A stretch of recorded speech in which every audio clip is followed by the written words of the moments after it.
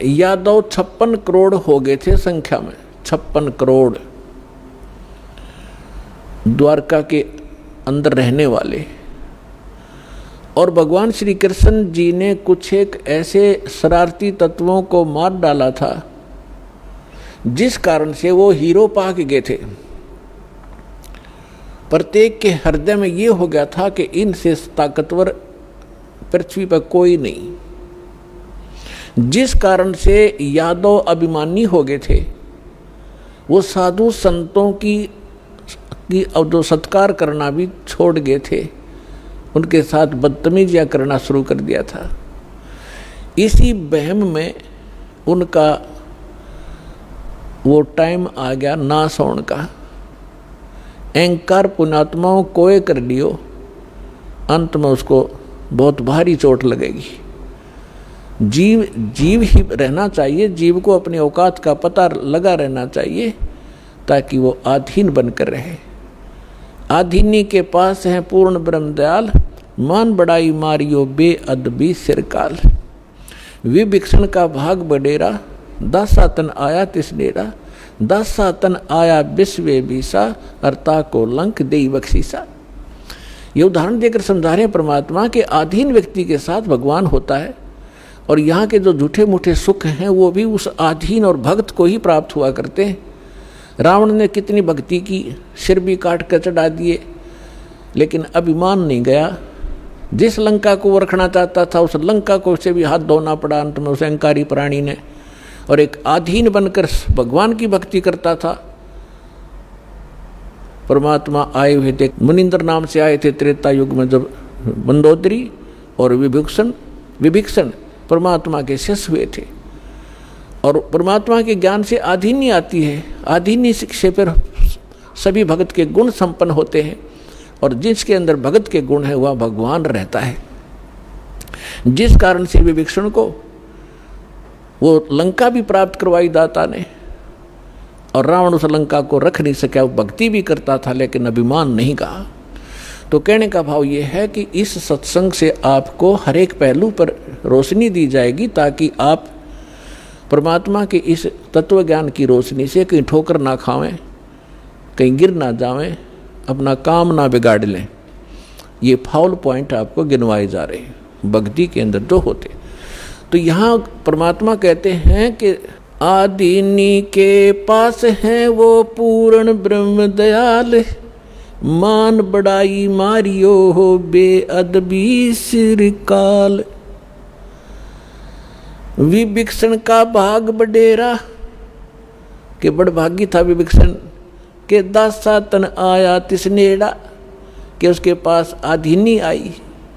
विभीषण का भाग बडेरा, दासा तन आया तिसनेड़ा, दासा तन आया विश्वे बीसा, जाको लंक दई बख्शीसा। ऐसा दासा तन है भाई, लंक बकसते वार न लाई।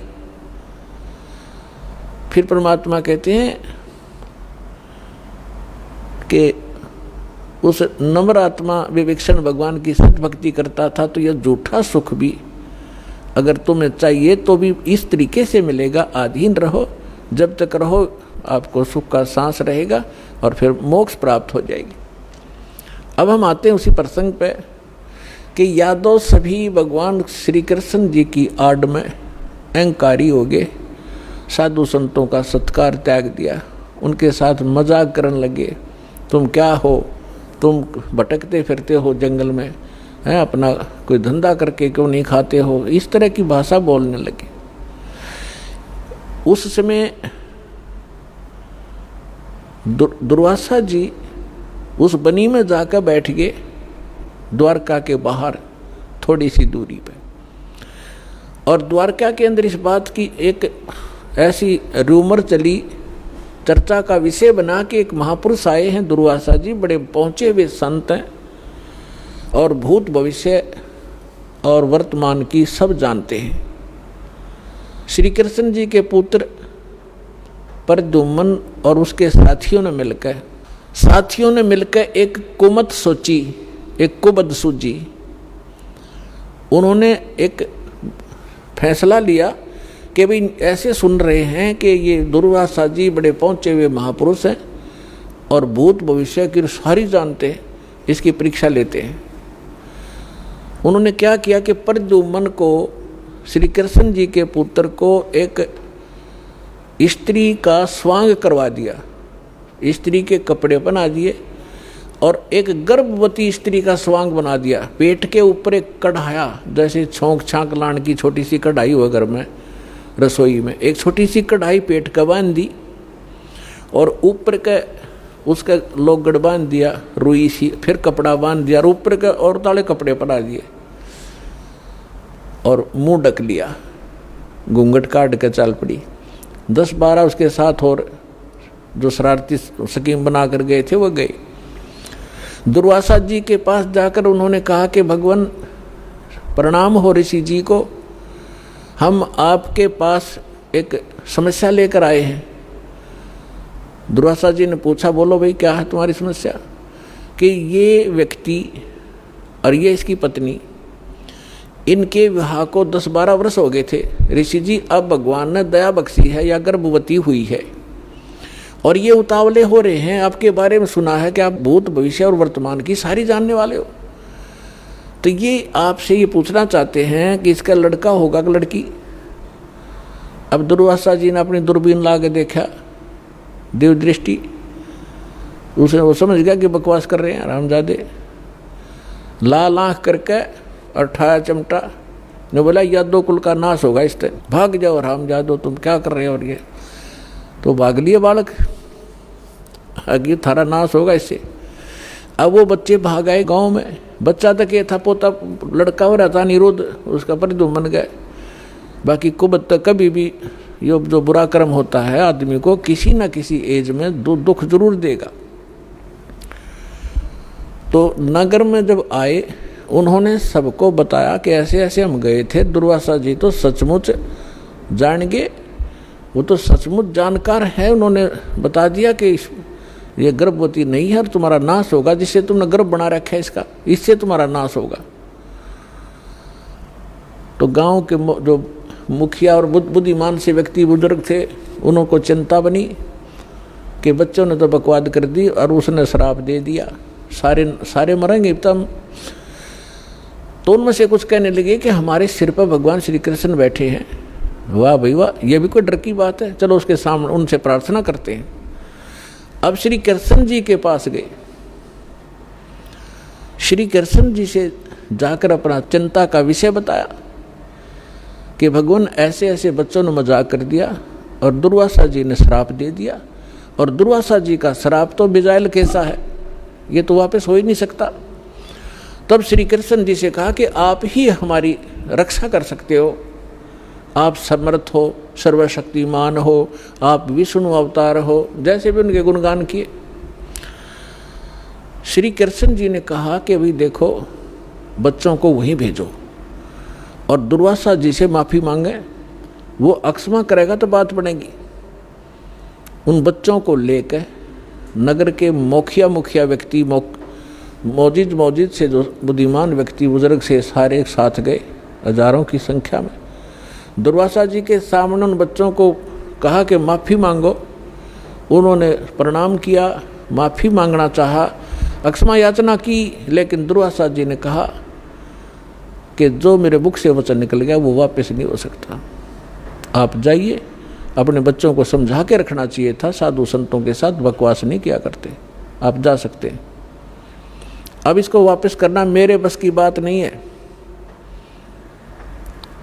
फिर वापस आ गए, फिर श्री कृष्ण जी के पास के भगवान, उन्होंने तो मना कर दिया कि मैं अब कुछ नहीं कर सकता। अब श्री कृष्ण जी ने कहा कि देखो, किस चीज से, अब पुण्यात्माओं इस कथा से आपको बहुत सा ज्ञान होगा, हर पहलू पर इस पर विचार दास आपको देगा। अब देखो, हम किसी, ये जो श्राप दे दिया है 3 ताप के अंदर आता है। किसी को श्राप दे देना, किसी पर गाल देना, किसी का प्रेत आत्मा छोड़ देना, किसी का जंतर मंत्र कर देना, किसी के ऊपर काला जादू कर देना, ये 3 ताप के अंतर्गत आते हैं। और इन 3 तापों के दुख से पूरे यादोग्रस्त हो गए। और श्री कृष्ण भगवान कल आवे। श्री कृष्ण जी उस ताप से मुक्त नहीं कर सका, उनका नाश हुआ लास्ट में। हालांकि समाधान भी बताया उन्होंने। अब और जितने इनके पुजारी हैं, रामकृष्ण ब्रह्मा और शंकर भगवान के जो संत हैं, उनके गुरु ने उन पदों पर बैठे हैं, वो भी समाधान बताते हैं। जब श्री कृष्ण जी के समाधान बताने से, जो साधना क्रिया उसने बताई, उनके करने से कुछ लाभ नहीं हुआ, तो ये इनके जो पुजारियां के बताए हुए समाधान से आप क्या लाभ लोगे, इससे इतना निष्कर्ष निकलेगा। अब क्या हुआ कि श्री कृष्ण जी ने कहा कि देखो चिंता मत करो, सीधा सा हल है इसका कि किससे हमारा नाश होगा, कि जो कढ़ाई बांधी थी पेट पे, लोहे की कढ़ाई, और जो कपड़े पहन रखे थे वो लोगड़ रुई लगा रखी थी, इनको तो जला दो, कपड़ों को तो। रही बात कढ़ाई की, उस कढ़ाई को प्रभास क्षेत्र में चले जाओ, जमुना के किनारे सारे, और अपने ड्यूटी लगाओ 5-5, 10-10, 20-20 व्यक्तियों की डेली, कि उस कढ़ाई को पत्थर पर घिसा घिसा कर उसका चूरा बनाकर जमुना में फेंक दो। ना रहेगा बांस और ना बजेगी बांसुरी। सबने बड़ा अच्छा लगा कि भगवान श्री कृष्ण ने तो कमाल कर दिया, हुआ भगवान, हुआ भगवान। कि वो गुरु भी थे, श्री कृष्ण जी आध्यात्मिक गुरु भी थे पांडवों के और यादवों के। तो इस बात को सुनकर सभी ने खुशी मनाई कि भाई ठीक है, ना रहेगा बांस ना बजेगी बांसुरी। लगा दिए 20-20, 50-50 व्यक्तियों की सेवा कि जाओ जहाँ भगवान ने बताया उस क्षेत्र में जाकर, प्रभास क्षेत्र में, और जमुना के किनारे पत्थरों पर घिसा घिसा कर चूरा बना दो। अब घिसाने से पहले दोनों कड़े थे, वो कड़े तोड़े पहले तो अलग अलग पकड़न के। अब उन कड़े घिसाण की ड्यूटी अलग दे दी 4-4-5 की, कि तुम्हारी ये कभी कितने दिन में घिसाओ इनको। बाकी उन्हें घिसा घिसू के वो कड़ा चूरा बना दिया। एक के पास 2-4 को कड़ा मिला था, जिसने लास्ट में थोड़ा सा रह गया था, वो गोल गोल नोका ने चमक गया, तो उस चमकदार सा घिसाने से चारों तरफ से चमक गया वो। तो उसने सोचा, जो आलसी सा था, सब ने अपना काम कर दिया, मेरा भी घिसा नहीं। तो उसने सोचा इस एक कड़े में के बिजली पड़े, यूं की उसने जंगल में उस जमुना में फेंक दिया वो कड़ा। बाकी शेष कढ़ाई घिसा दी थी, उसका चूरा बना दिया। अब वो किसी मछली ने खाद्य पदार्थ जानकर वो खा लिया। उस मछली को पकड़ दिया एक शिकारी ने, जिसका नाम बालिया नाम का एक दीमर था, जो मछियारा था। उसने पकड़कर मच्छी जब ले गया, वह काटी, मछली काटी, तो उसमें से वह सफ़ेद धातु निकली, बहुत चमकीली। तो शिकारी ने सोचा कि ये हो ना हो कोई अच्छी फौलाद होगी या कोई चांदी ना हो। वो लेके गया सुनार के पास। सुनार कहने लगा भाई ये चांदी नहीं है, ये तो अच्छा फौलाद अच्छा है। वो लोहार के पास ले गया। लोहार ने कहा कि बहुत अच्छा इस्पात है, और इसका क्या बनाऊं? तो शिकारी ने कहा कि मेरे इस तीर का आगे का एरो बना दे, मेरे सर के ऊपर डाल दे, इसने बना कर विषाक्त बना देना। तो उसका तीर के जो बाण होता है तीर का, उस बाण के आगे एक गोल एरो होता है तीखा, ताकि वो पशु पक्षी के जाके सीधा लगे, मार दे उसको। तो वो विषाक्त बनवा लिया। उधर से कुछ दिनों के बाद, उधर से जिन्होंने वो चूरा फेंका था जमुना में, उसका घास उग गया, जैसे डाब कुश, जैसे कुश होती है ना, कुशा की तरह, और जैसे ईंख देखा हो, ईंख जैसे पत्तों का, और तेज धार के पत्ते उसके। जैसे आपने, हमें मालूम है कि जैसे कई बार डाब होती है जिसको कुश बोलते हैं, कुशा, उसके इतने तीखे पत्ते होते हैं, उंगली का लपेटा आ जाए तो उंगली काट देता है, वो आधे से ज़्यादा काट देता, आधी, इतने तेज पत्ते होते हैं। लेकिन वो तो दुर्वासा के श्राप से शापित था, वो एक ऐसा घास उग गया। उधर से क्या हुआ, कुछ दिनों के बाद, 1 वर्ष 2 वर्ष 4 वर्ष के बाद क्या हुआ, आपस में द्वारका के अंदर झगड़े शुरू हो गए। छोटे बड़े की लाज रही नहीं, थोड़ी सी बात पर मार काट मचा दी, थोड़ी सी बात पर कत्लेआम करने लग गए। फिर गांव के लोग पहले धार्मिक बहुत होते थे, अभी तक हुआ करते थे। गांव के अंदर कोई भी आपत्ति होती थी साधु संतों से उसका विकल्प, उसका समाधान चाहा करते थे कि किसी तरह शांति हो नगर में। तो उनके पास तो श्री कृष्ण ही थे final, first and final, last and final. Shri Krishna ji के पास गए, श्री कृष्ण जी से बताया कि भगवान पता नहीं नगर में क्या बढ़ गया, क्या घुस गया नगर के अंदर, कोई किसी की बात सुनने को तैयार नहीं, बड़े छोटे की लाज रही नहीं, जरा सी बात होती है लट्ठम लट्ठा कतलेआम होने लगे। भगवान कोई दया बख्शो, कोई समाधान बताओ इसका। तो श्री कृष्ण जी ने क्या समाधान बताया कि अभी तुम्हारे ऊपर दुर्वासा जी का जो श्राप है वो प्रभावी हो गया, वो फल रहा है। तो बड़े चिंतित हुए। पहले तो भगवान ने समाधान बताया था कि सारे ने घिसा घिसू का चूरा बना कर डाल दो जमुना में, ना रहेगा बांस ना रहेगी बजेगी बांसुरी। जब वो इस बात से संतोष पाया था लोगों ने कि चलो हो गया समाधान, और आज फिर श्री कृष्ण जी वही कह रहा है कि दुर्वासा जी का श्राप तुम्हारे ऊपर फल रहा है। अब वो उनके मुंह की तरफ देख रहे हैं, लेकिन हमारी बुद्धि इतना काम नहीं करती। जैसे हम भी ऐसे ही दुखी थे, पहले जाते थे किसी गुरु के पास, वो कुछ अपना दुख लेकर वो कुछ समाधान बताता था, फिर दूसरी बार कुछ और समाधान बताता था, तीसरी बार कह देता था ये तो तेरे भाग में है, तेने भोगना ही पड़ेगा। फिर पहले डले क्यों ढुआ रहा था ये। ऐसे ये सब का यही स्थिति है। तो श्री कृष्ण जी ने पहले ये कहा था, फिर कह रहा है कि अब तो ये भोगना ही पड़ेगा तुम्हें। अब ये वो हो गया, क्या नाम है, ये वो फल गया। तो फिर समाधान पूछा कि भगवान फिर आप समाधान बताओ। ऐसा करो, सभी जितने भी नर यादव हैं, पुरुष मेल ओनली, चाहे नवजात शिशु भी क्यों ना हो, प्रभास क्षेत्र में जाओ जहाँ वो कड़ा घिसाया था और चूरा डाल रखा था, वह घास उग रहा इतना बड़ा बड़ा कि वहाँ जाकर सभी के सभी जमुना में स्नान करके आओ। तुम्हारा साप पाप मुक्त हो जाओगे, साप मुक्त हो जाओगे जमुना में नहाने से, स्नान करने से। अब सब बड़े प्रसन्न हुए कि बड़ा सरल उपाय बताया भगवान ने। और सभी अपने अपने बच्चों को, नवजात शिशु से उसी दिन जन्मा था उसी भी लड़के को, ओनली लड़कों को ले गए साथ में और पहुंच गए 56 करोड़ वहाँ पर। पहले स्नान करें जाते ही, ताकि साप कटे, हमारा पाप, ये साप नाश हो, शराब खत्म हो। और बाहर आते ही, क्योंकि पहले मन मुटाव चल ही रहा था सभी का, उसने तू ऐसे क्या बोल रहा था उस दिन, तू ऐसे उस दिन सारे इकट्ठे हो गए, तब कभी कभी मिले थे।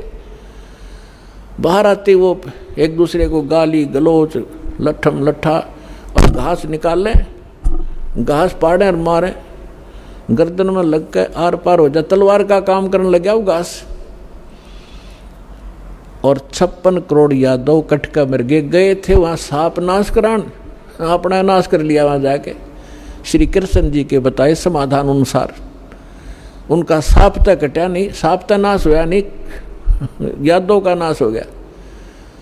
अब गरीबदास जी कहते तुम कौन राम का जब तेजापम और ताते कटे ना ये तीनों तापम, समर्थ का शरणाग हो रंग होरी हो, भाई कदे न हो ए काज राम रंग होरी हो।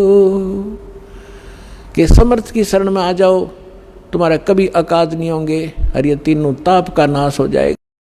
यथार्थ तत्व ज्ञान और यथार्थ भक्ति विधि बताने के लिए स्वयं ही यहाँ इस काल के लोक में प्रवेश होते हैं। सतलोक से अपने निज सुख में स्थान से चलकर वो भगवान आते हैं। वही आकर के हमें ज्ञान कराते हैं कि आप जिस लोक में रह रहे हो, ये लोक काल का है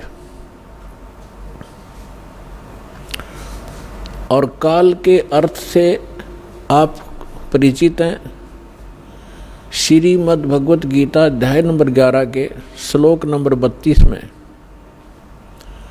गीता ज्ञानदाता श्री कृष्ण जी में प्रवेश करके ये काल बोल रहा है ये कह रहा कि अर्जुन मैं काल हूँ और सभी लोगों का नाश करने के लिए अब प्रवृत्त हुआ हूँ।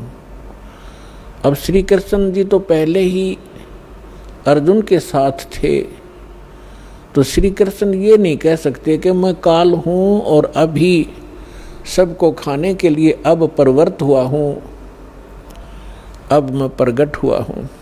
ये काल कौन है, इसके विषय में रह रहकर सत्संग के माध्यम से बताया गया है और बताते रहेंगे। आज थोड़ा सा विषय दूसरा रहेगा। तो श्री कृष्ण जी के अंदर प्रवेश करके ये काल बोल रहा है, ये खुद कह रहा है कि मैं काल हूँ और सबका नाश करने के लिए प्रकट हुआ हूँ। तो इससे सहज समझ में आ सकता है, विचार किया जा सकता है कि जिसको हम भगवान मान रहे थे वो तो काल है, जिससे हम सुख की आशा करते थे उसके पास सुख नाम की वस्तु नहीं है।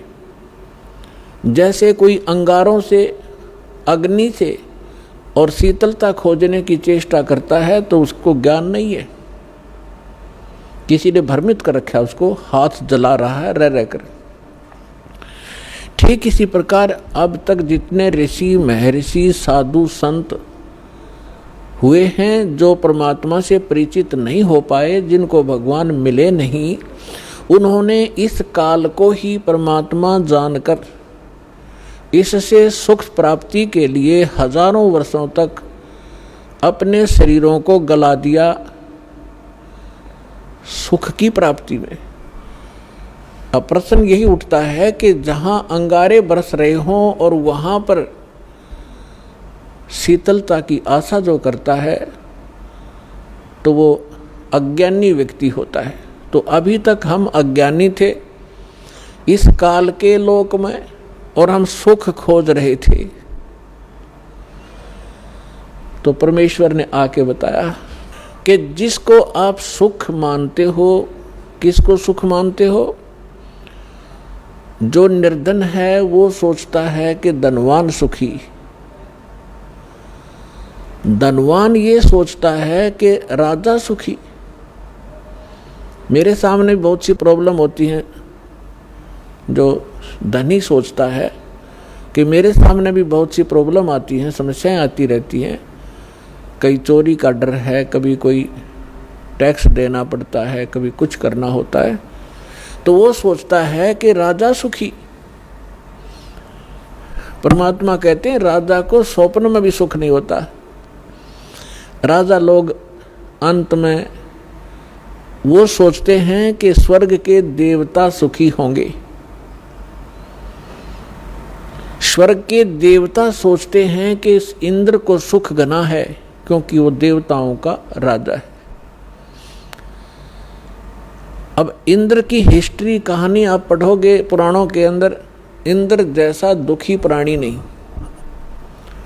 इंद्र सोचता है कि ब्रह्मा, विष्णु, महेश सुखी होंगे, मुझे सुख नहीं, क्योंकि उसको पता होता है जितना निर्धारित समय उसका होता है उसको पूर्ण करने के उपरांत वो फिर 84 लाख योनियों में सबसे पहले गधे की योनि से प्रारंभ करता है अपने 84 लाख प्रकार के कष्टों में, जो प्राणियों के शरीरों में कष्ट उठाने होते। तो उसको रह रह कर वो बात याद रहती है कि इसके बाद मेरी ये हालत होगी, लेकिन उस झूठे सुख को वो छोड़ नहीं पाता, और छोड़ भी दे तो उसके पास विकल्प नहीं कि करूं क्या। ब्रह्मा, विष्णु, महेश सोचते हैं कि हम सुखी नहीं, क्योंकि उनका इतिहास देखिएगा। आप पुराणों को कभी पढ़ा हो, नहीं तो रिमाइंड करना कभी कभी। अब थोड़ा सा उदाहरण देंगे आपको। जैसे भगवान शंकर जी को हम भगवान माना करते थे, कंप्लीट गॉड मानते थे, मृत्युंजय, कालज्ञ, सर्वेश्वर, महेश्वर कहा करते थे। इसको हम कहें कुछ भी, लेकिन ये परमात्मा नहीं है। कंप्लीट गॉड नहीं है। उदाहरण के लिए ये सुखी भी नहीं है। कैसे? एक समय विष्णु जी भी सुखी नहीं है। विष्णु अवतार श्री रामचंद्र रूप में राजा दशरथ के घर जन्म लिया। ये सभी हमारे धर्म गुरु भी बताते रहे हैं और इनके लीला, इनकी जीवनी भी बताती है। श्री रामचंद्र उर्फ विष्णु जी कितने सुखी थे आपको खूब पता है। छोटी सी उम्र में विवाह हुआ, विवाह होते ही वनवास हुआ और वनवास के अंदर उनकी धर्म पत्नी का अपहरण हुआ। रावण के साथ युद्ध हुआ, करोड़ों जीवों का विनाश हुआ। उसके बाद फिर वापस आए, लेकर अपनी धर्म पत्नी सीता जी को घर पे लेकर आए। किसी धोबी के कहने से उनको घर से निकाल दिया, गर्भवती को। पुत्र कहीं, परिवार कहीं और श्री राम कहीं। वो प्राणी सपने में सुखी नहीं हो सकता जिसके बालक दुखी हो कि तो जंगल के अंदर। जिस समय श्री रामचंद्र जी को वनवास प्राप्त था, सीता जी का अपहरण हो चुका था। सीता जी का अपहरण हो चुका था। श्री रामचंद्र जी विलाप कर रहे थे, रो रहे थे सीता जी की खोज में। ऊपर से भगवान शंकर अपने द्वीप से, अपने लोक से श्री रामचंद्र जी अर्थात विष्णु जी को प्रणाम कर रहे थे। ऊपर से पार्वती जी की दृष्टि पड़ी कि ये किसको प्रणाम कर रहे हैं महेश्वर। पूछने पर पता चला कि नीचे जो व्यक्ति रो रहा है, वृक्षों से लिपट लिपट कर रो रहा है, पशुओं से गले मिल रहा है, उनसे पूछ रहा है मेरी सीता कहाँ गई, उसको ये प्रणाम कर रहा है और उसको विष्णु भगवान का अवतार बता रहा है कि भगवान विष्णु हैं। पार्वती जी को ये बात अच्छी नहीं लगी, उसको विश्वास नहीं हुआ कि सचमुच ये व्यक्ति जो सामने रो रहा है और जिसकी पत्नी का अपहरण हो चुका है, जिस कारण से रो रहा है, तो ये भगवान नहीं हो सकता। पार्वती जी ने कहा कि जो व्यक्ति रो रहा है आप उसको भगवान बता रहे हो, मुझे विश्वास नहीं। मैं तो इसकी परीक्षा लूंगी और सीता रूप बनाऊंगी इसकी पत्नी का।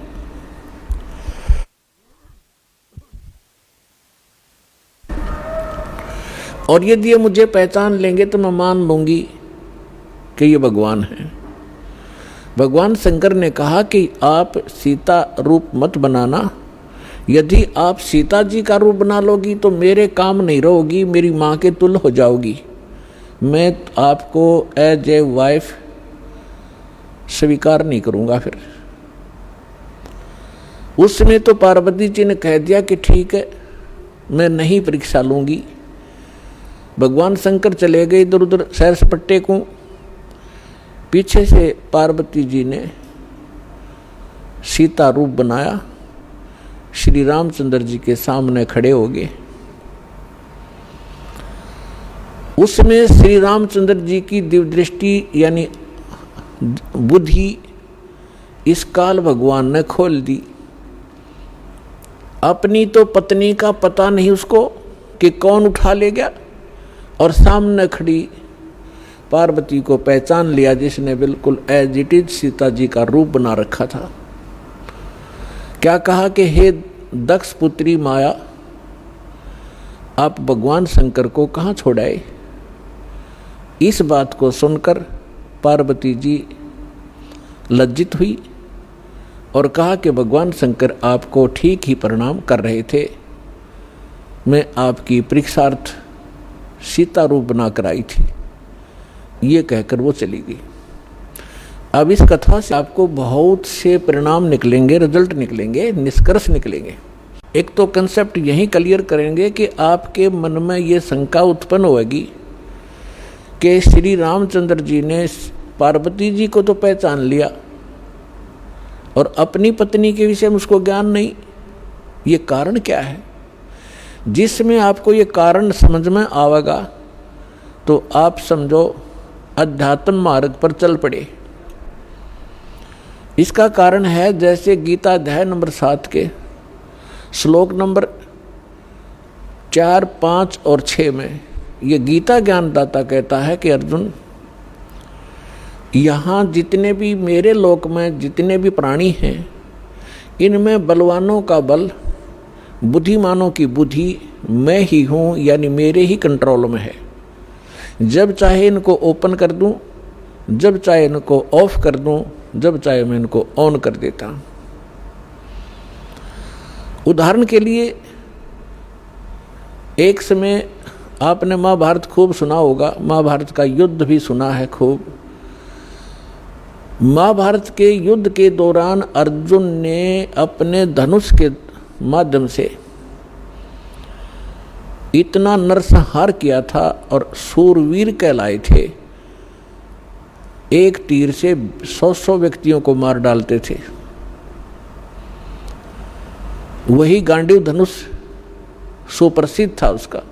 जिस समय श्री कृष्ण अर्थात विष्णु जी श्री कृष्ण रूप में देवकी के गर्भ में जन्मे थे, उसके बाद उन्होंने श्री कृष्ण रूप में जो का लीला की थी, जीवन व्यतीत किया था, अंत समय में उनकी मृत्यु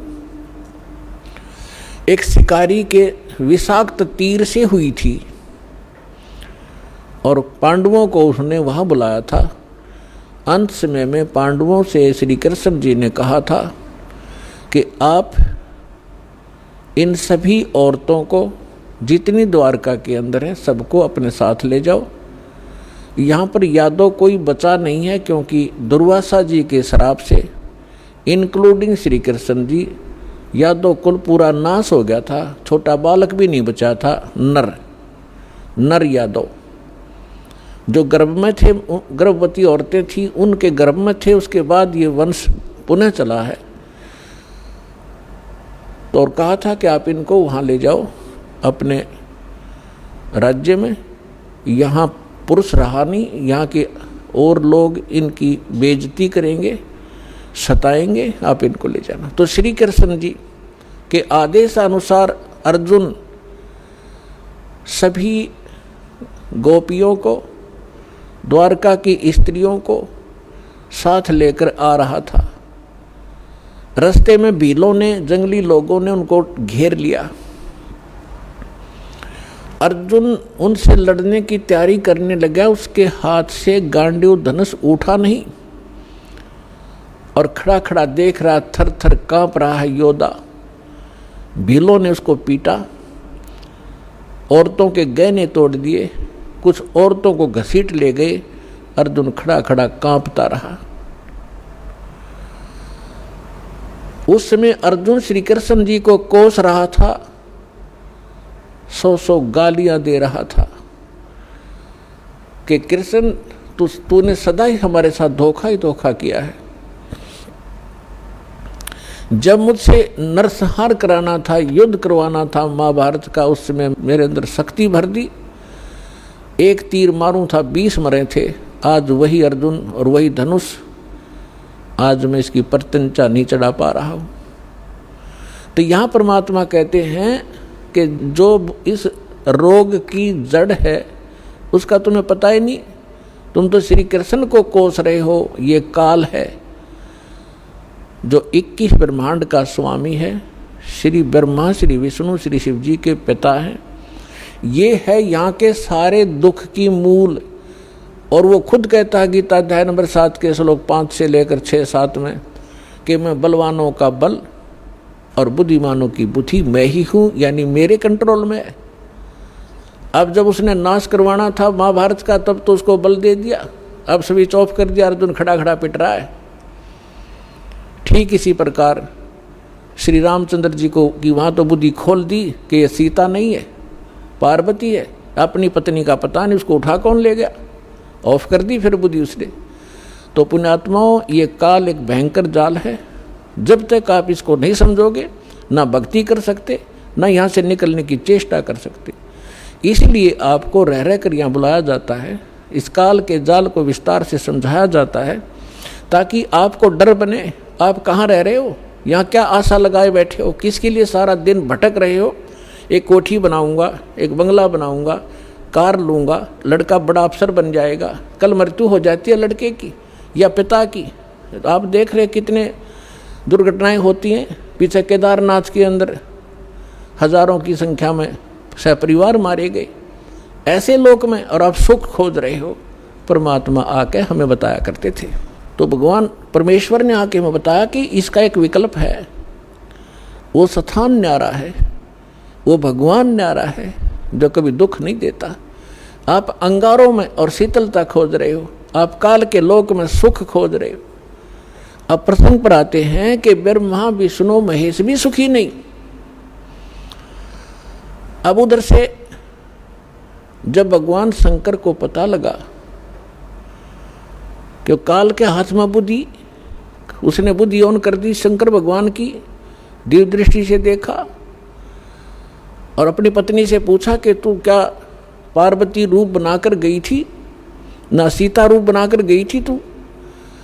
तो उसने मना कर दिया कि नहीं, मैं नहीं गई भगवान, मैं नहीं गई।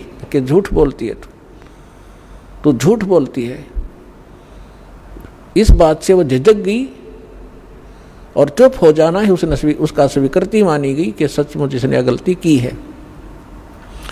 तो भगवान शंकर ने पार्वती जी से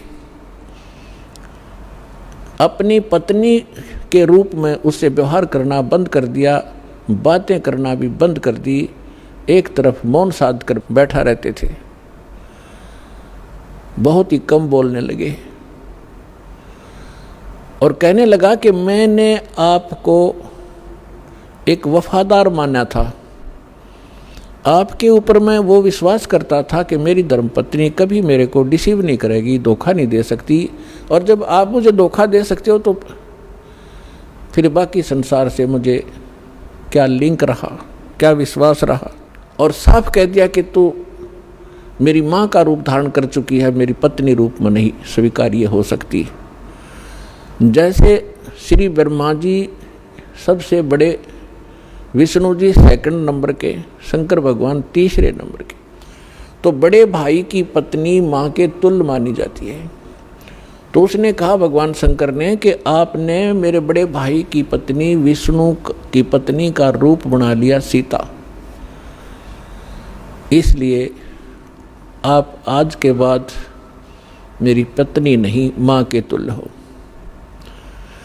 अब वो समझ गई कि इन्होंने जो फैसला ले लिया अटल होता है। 10 दिन 20 दिन महीना 6 महीने वर्ष इंतजार की, लेकिन रिजल्ट नील रहा। भगवान शंकर ने उनसे कोई बात नहीं की, हमेशा क्षुब्ध रहते थे। लड़की को क्या होता है, जब ससुराल के अंदर दुख होता है तो अपने पीहर को जाने की सोचती है, उसका तीसरा विकल्प नहीं होता। तो पार्वती ने सोचा कुछ दिन अपने घर चली जाती हूँ, इनका दिमाग ठीक हो जाएगा। ये सोचकर पार्वती अपने पिता दक्ष के घर पर आ गई, और राजा दक्ष ने उस समय एक यज्ञ कर रखा था, और एक नियम है ब्राह्मणों ने बना रखा था, ऋषियों ने, कि जब भी कोई यज्ञ करे तो अपनी सभी बेटियों को, संबंधियों को और उनके पतियों को, दामादों को आमंत्रित किया जाए और प्रतिदिन उनको आदर के साथ उनको प्रतिदिन दक्षिणा दी जाए, जैसे ब्राह्मणों को देते हैं। तो ऐसा नियम था कि जितनी भी राजा दक्ष की अन्य बेटियां थी वो सभी आमंत्रित थी, और उनके पति यानी दामाद भी आमंत्रित थे। सबके आसन उचित स्थान पर सबको बैठा रखा था। जितने समय तक यज्ञ का और सत्संग का प्रयोजन चलता था, 2-4 घंटे 10 घंटे, तो उस समय सभी अपने अपने आसन पर विराजमान रहते थे। और किसी भी कारण से कोई लड़की का पति नहीं आ सका तो उसका आसन लगाया जाता था, खाली छोड़ा जाता था, और सबको जो भी दक्षिणा दी जाती थी उसका भी उसके ऊपर भाग प्रतिदिन रखा जाता था आसन पर। तो जो ही पार्वती जी उस अपने घर पे पहुंची, पता चला कि पिताजी ने यज्ञ कर रखा है और ये यज्ञ 2-3 दिन से चल रहा है। अब सारे यज्ञ मंडप में घूम के पिता के सामने पहुंची। पिताजी ने मुंह मोड़ लिया, क्योंकि पार्वती जी ने राजा दक्ष के मर्जी के विरुद्ध भगवान शंकर से विवाह किया था, जिस कारण से पिता अक्षुब्ध था। जब पिताजी ने ठीक से बात नहीं की, ये भी नहीं कहा कि आगी बेटी, तो पार्वती महादुखी हुई, अपनी माँ के पास घर पे पहुंची। बेटी माँ को ही उलाने दिया करती है, माँ के सामने अपना दुख रोया करती है। अपनी माँ के सामने जाकर कहा कि माँ, तुमने ऐसा भेदभाव हमारे साथ क्यों किया? आपने सभी अन्य मेरी बहनों के पति भी बुला रखे हैं, बहनों को भी आमंत्रित किया है, आपने हमें ना बुलाया ना आमंत्रित किया। और जिन बहनों के पति नहीं आए हैं उनका आसन लगा रखा है, उनका भाग सबको दिया जा रहा है। आपने न तो अपने दामाद का आसन लगवा रखा है, ना ही उनको आमंत्रित किया है, ना मुझे आमंत्रित किया। अब माँ ने कहा कि बेटी, ना तो आप मेरी बात मानती, ना तेरा पिता मानता, तू जाने तेरा बाप जाने, उनसे बात कर। अपनी मर्जी से तूने विवाह किया, जिस कारण से वो दुखी है तेरे से। वो फिर अपने पिता के पास गई और दक्ष से कहा कि पिताजी, आपने न तो हमें आमंत्रित किया और न ही आपने अपने दामाद को बुलाया, ना उनका कोई भाग आसन आपने लगा रखा है, ना उनका हिस्सा निकाल रहे हो। तब दक्ष ने कहा कि तू आई किस लिए यहाँ पर? तेरे को किसने आमंत्रित किया था? अपनी मर्जी से विवाह किया था, रह उसके साथ, उस जंगली के साथ रहे।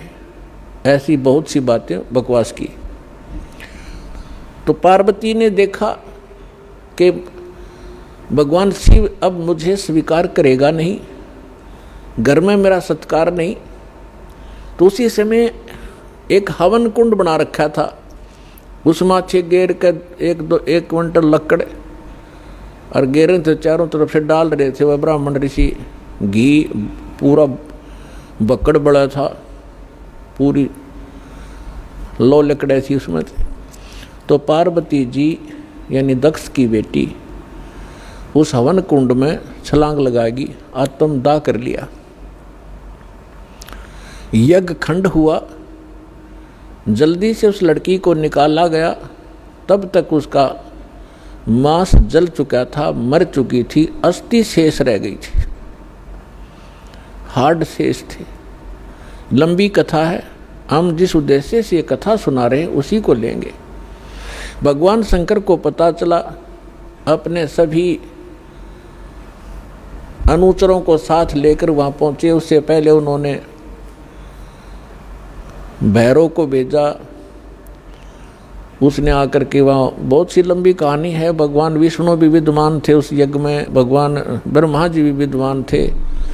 जब उनको पता चला कि भगवान शंकर अपनी सेना के साथ आ रहे हैं, तब ब्रह्मा जी तो पहले भाग गए, विष्णु जी भागने लगे। तब शंकर दक्ष ने कहा कि भगवान, मैंने आपकी ही सुरक्षा में ये यज्ञ किया था, आप भी मुझे आपत्ति में छोड़कर जा रहे हो। तो भगवान शंकर और भगवान विष्णु फिर रुक गए थे, उन्होंने लड़ाई की। लड़ाई में फिर वो काफ़ी परास्त हुए, शतब्द हो गए, फिर भाग गए वह वहाँ से छोड़कर। ये पुराण में वर्णन है, शिव पुराण में। कहने का भाव ये है कि भगवान शिव ने आकर के राजा दक्ष की गर्दन काट दी। अन्य के कहने से फिर उनको दोबारा जीवित किया गया, जैसे कोई बकरा लाकर उसके मुख पर लगा दिया। प्राण की कथा आपने खूब सुन रखी। हम इस विषय पर आएंगे अपनात्मा। जैसे यहाँ फिर एक शंका उत्पन्न हो जाएगी आपको कि भगवान शिव ने राजा दक्ष को जीवित कर दिया और बकरे की गर्दन लगा दी, तो भगवान शंकर में भी तो शक्ति है। पुण्यात्माओं, जैसे धर्मदास जी ने एक बार आदरणीय धर्मदास साहिब जी ने भगवान कबीर परमेश्वर जी से यही प्रश्न किया था कि हे परमात्मा, आप कह रहे हो कि राम और श्री कृष्ण ये समर्थ भगवान नहीं है, यानी विष्णु और शंकर और ब्रह्मा जी। विष्णु जी के अवतार श्री कृष्ण जी आए हुए थे, उन्होंने राजा मोर ध्वज के घर पर एक लीला की थी, जाकर 2 साधु रूप बना के, और राजा मोर ध्वज ने अपने पुत्र ताम्र ध्वज को आरे से चीर दिया था, भगवान श्री कृष्ण जी ने उसको जीवित कर दिया था। आप ये कह रहे हो कि सक्षम नहीं है, ये बात मेरा गला उतरती नहीं। तो परमात्मा ने उदाहरण दिया था कि पुत्र बात सुन, यहाँ तो मोर ध्वज के पुत्र ताम्र ध्वज को श्री कृष्ण जी ने जीवित कर दिया आरे से 2 फाड़ कर होने के उपरांत, और उसका सगा भांजा सुभद्रा पुत्र अभिमन्यु महाभारत के युद्ध में मारा गया था। पांडवों का कुलनाश हो रहा था, हाहाकार मची थी। श्री कृष्ण रो रहा था, उसकी बहन रो रही थी, 5 पांडव टक्कर मार रहे थे। उस समय अभिमन्यु को जीवित नहीं किया उसने। उस समय कहाँ गई थी उनकी वो सामर्थ्य? तब धर्मदास जी ने कहा था, भगवान इसका उत्तर भी आप ही दे सकते हो, हम तो बस इतने बच्चों जैसे प्रश्न है हमारे, बच्चों जैसी बुद्धि है हमारी। ये भी बात सही है आपकी कि वहाँ क्यों ना जीवित किया उसको। तो परमात्मा ने कहा कि ताम्र ध्वज लड़के की आयु शेष थी, और जिसकी आयु शेष है ये डॉक्टर एक टांग काट कर दूसरी जगह लगा देते हैं, यहाँ की खाल उतारी वहाँ जोड़ देते हैं, ये तो एक वैज्ञानिक कर देते हैं इस काम को। और जिनकी आयु नहीं रहती है डॉक्टर फेल हो जाते हैं। खुद डॉक्टर हार्ट का स्पेशलिस्ट डॉक्टर, और हार्ट की बीमारी से ग्रस्त, रात में गोली टेबलेट खा भी नहीं पाया, 1 मिनट में सांस पूरा हो गया। तो भगवान से बड़ा ना कोई विज्ञान है, ना ये छोटे भगवान है। भगवान तो भगवान ही है, वो समर्थ है, सत्य पुरुष है। तब परमात्मा ने बताया कि ताम्र ध्वज की आयु शेष थी, अभिमन्यु की आयु इतनी ही थी, और ये भगवान इतना ही काम कर सकते हैं।